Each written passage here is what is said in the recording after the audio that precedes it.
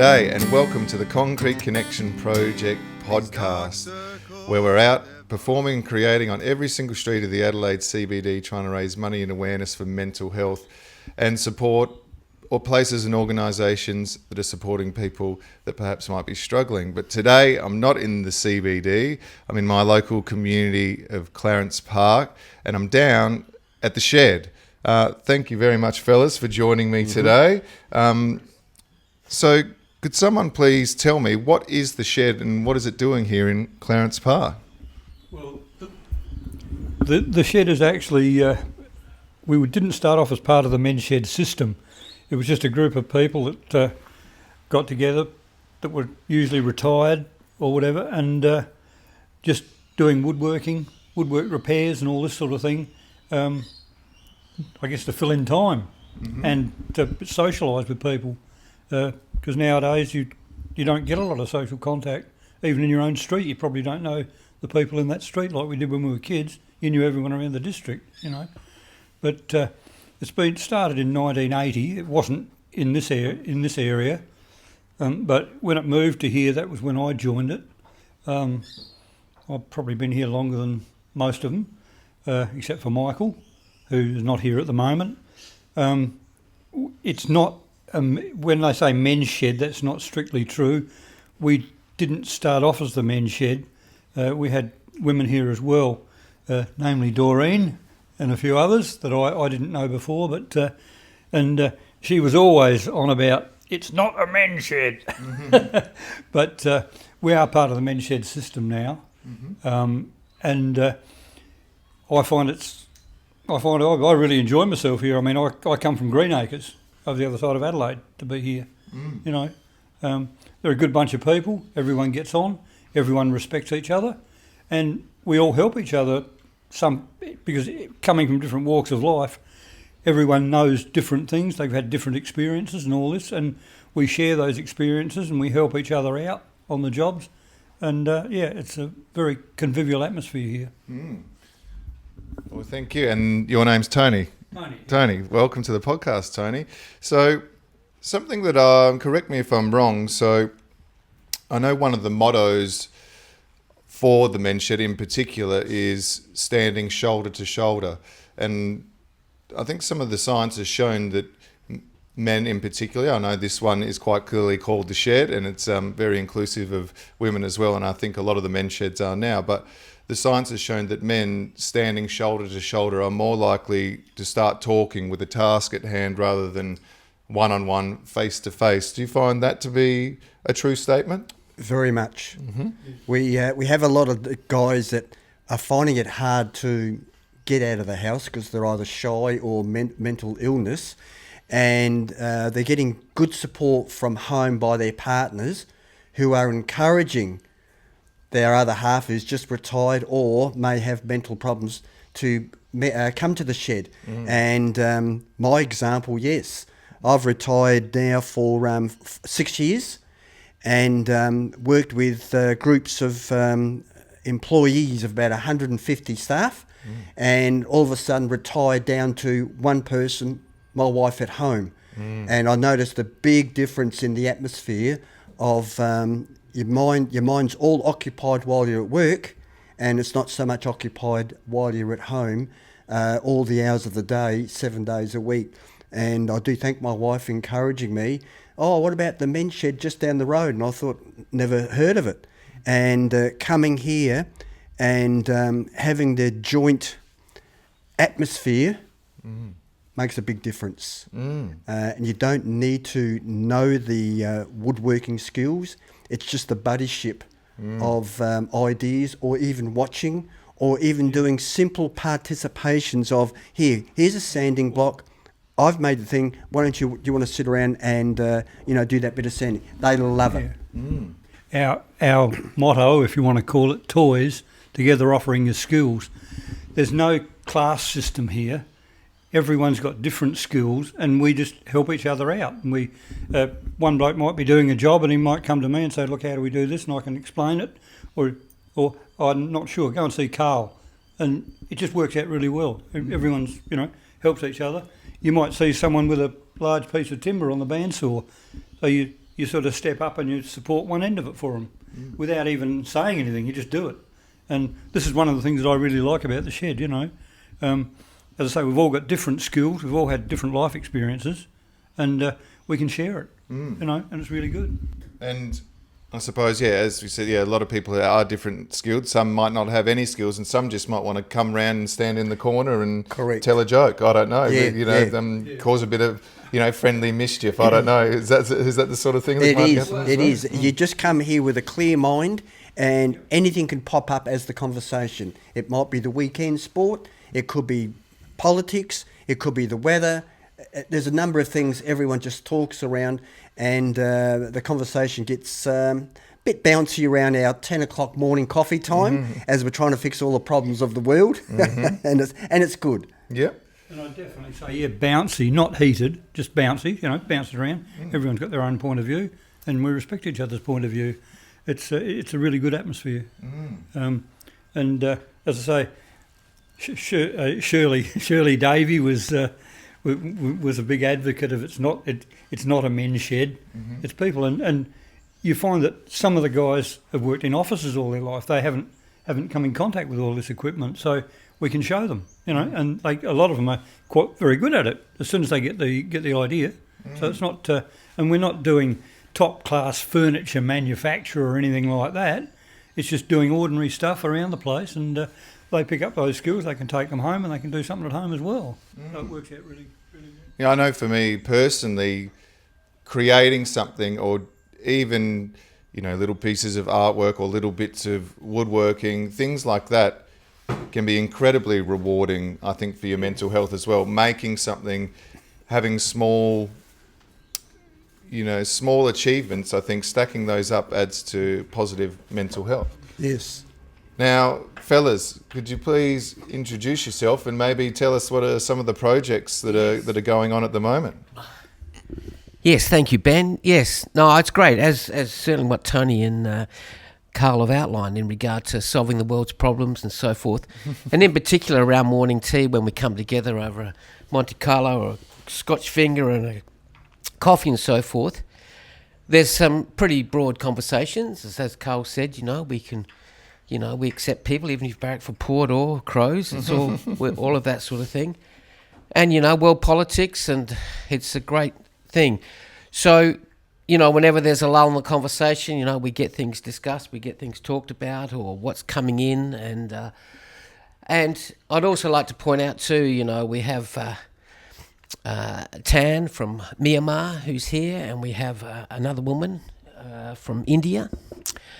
And and also to the holiday program, which is a very big part of it. And so we'll get 6 or 7 blokes who've got their police check, and we'll help some young children, generally under, how old are they?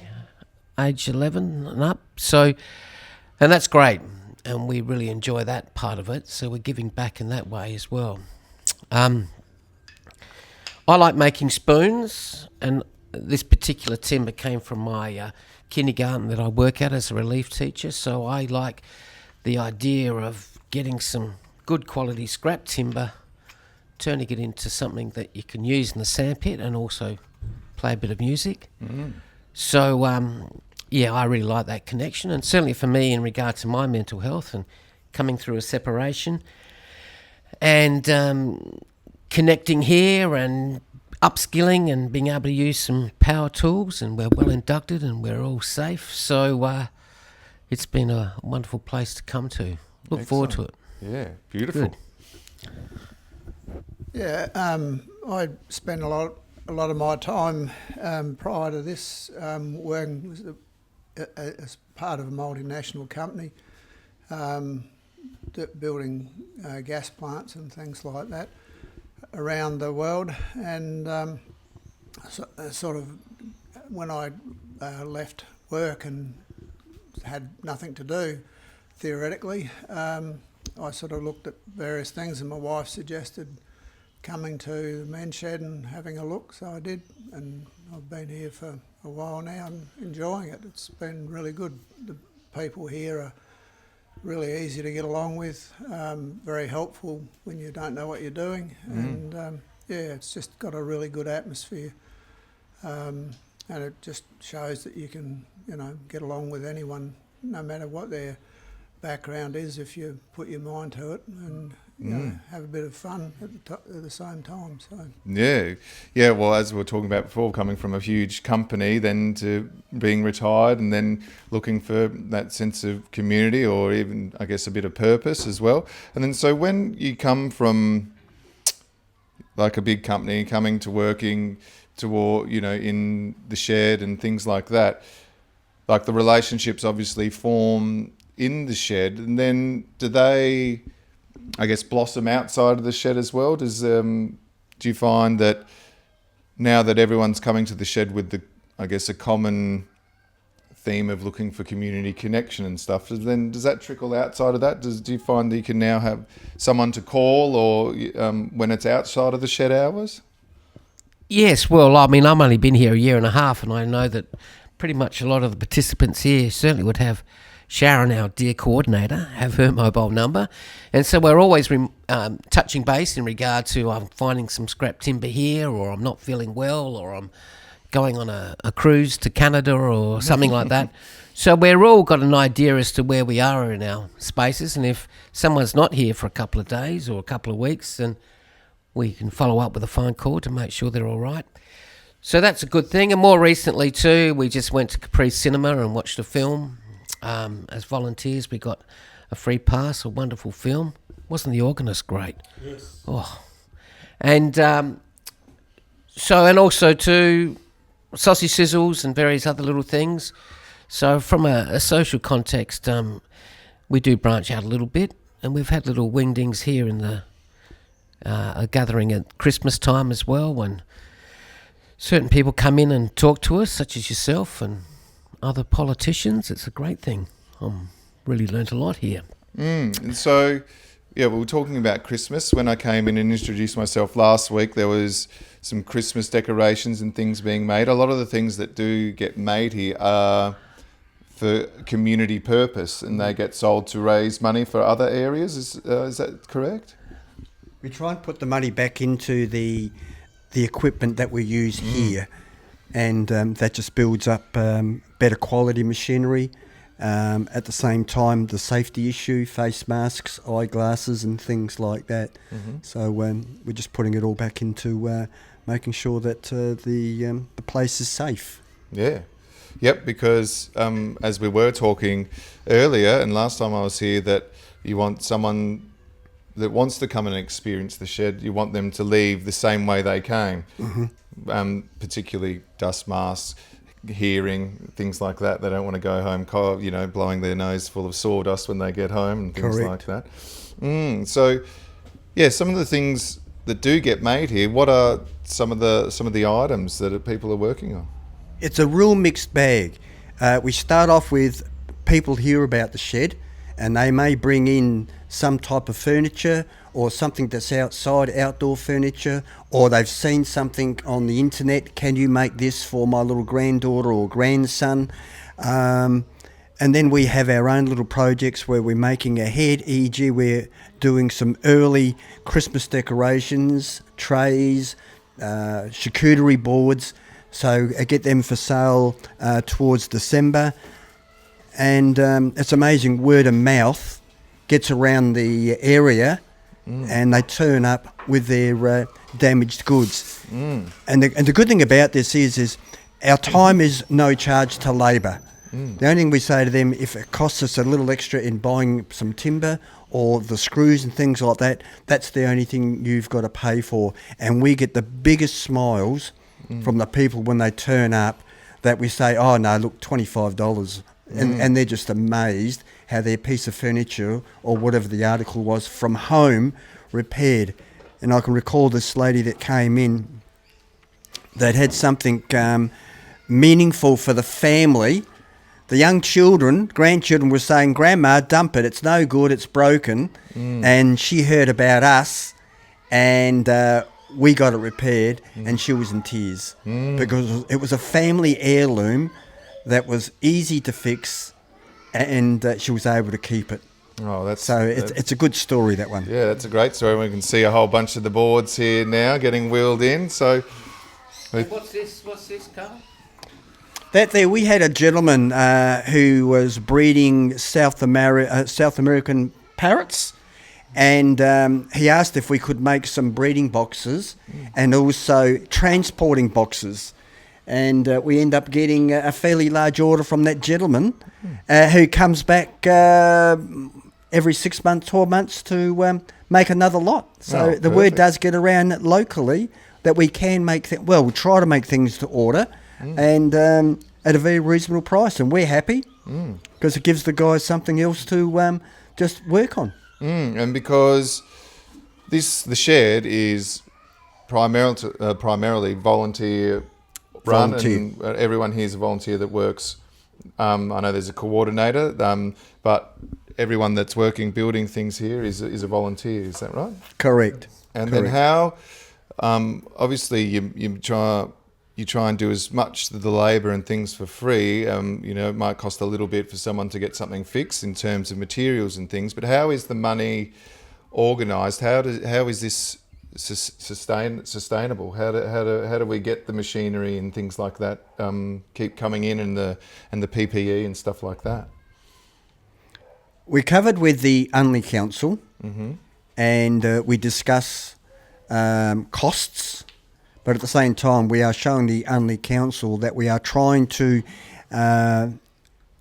create as much we can funding with our barbecues and on selling the repair jobs. And we negotiate with the council to make up the difference. And 9 times out of 10, we've had support from the council. Okay, wow, that's great. Yeah, well, I was looking and researching because what I do is I'm out performing on the streets and raising money and things like that. And I've been recommended to me a lot of times to check out the men's shed and how I could support that. And then I went onto the website. It said, look for your local shed and donate directly to them. So today I'd like to donate $500 to the Clarence Park shed. I hope you guys can enjoy that and use that, to help keep this place going, because I think it's a great thing. What would something like, what would be what's on the wish list that you'd be able to get with $500 today? Well, we're looking into upgrading the dust extraction system in the big shed, and part of that $500 would pay for the motor. Yeah. So, just some of it. Yeah. So, if you can support your local men's shed, please do, because we want to keep places like this running. We're all going to need places like this in the future, I'm sure. Yes. Absolutely. Yeah. Well, thank you so much for the chat, fellas. I really appreciate it. It's an honour to be able to have this in a community where I live, and it's an honour to be able to donate some of the money we've raised to the Clarence Park shed. Yeah, and look, just to finish off out there, I'm not quite sure who's going to see or hear this podcast, but it just points out some people just might need that little bit of a shove if they're too anxious to get out of their house and find the local shed. It's a big winner. Yeah. Well, thank you very much. Well, thanks for having me here. Thank you very much.